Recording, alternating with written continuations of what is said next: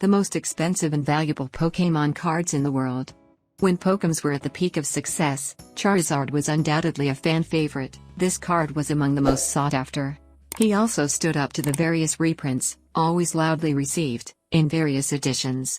In addition to being holographic in first edition, it is also known as shadowless, meaning that it does not have a particular shadow to the right of the illustration. A first edition certified by a specialist can be worth between $1,000 and $2,000, depending on conditions.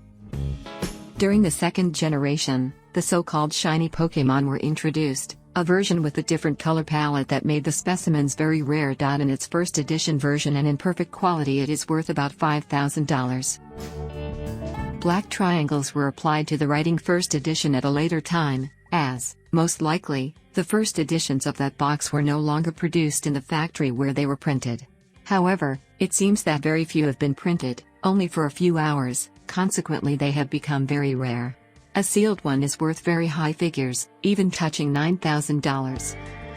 In the second expansion called Jungle, a Raichu card was printed by mistake with the words pre-release. The company in charge of printing the cards at that time denied the existence of this card for many years, but in 2006 a staff member shared an image.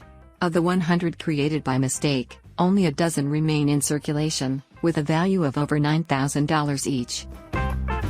Is the rarest Pokemon card in the world, dated 1998 and of which only 39 copies exist. The card was designed by graphic artist Atsuko Nishida, who has been on the Pokemon staff since its inception. One of these cards, although not in good condition, can be sold for as little as $50,000.